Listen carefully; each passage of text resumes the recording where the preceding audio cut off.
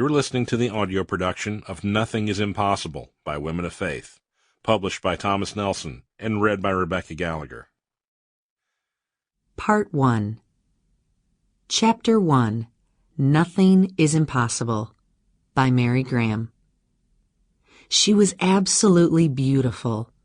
Long, shiny, jet-black hair pulled back from her face, brown eyes as rich and dark as liquid chocolate. She wore a caramel-colored jumpsuit. She was 13.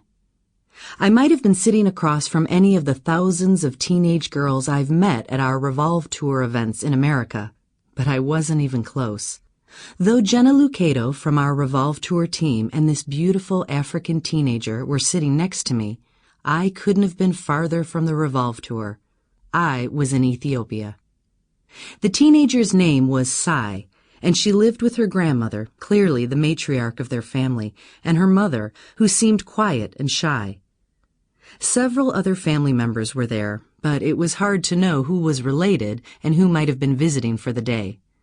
Clearly, several families shared the small plot of ground surrounded by a bamboo fence that contained several mud huts with thatched roofs. I could tell by looking they were one of the poorest households in her area.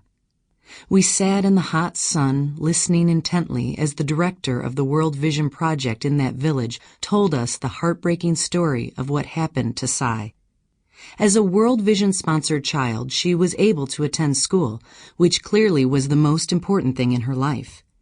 One day, slightly before dawn, while on the hour-long walk to school with other World Vision children, she was abducted by a young man and 3 of his friends.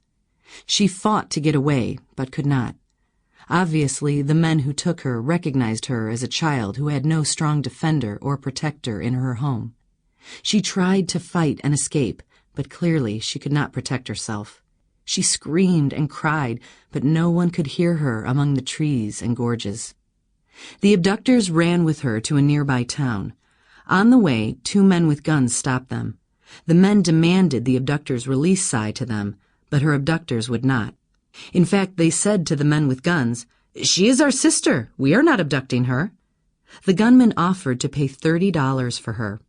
That's when Sai boldly tried to protect herself. She said, "I am not their sister. They are abducting me."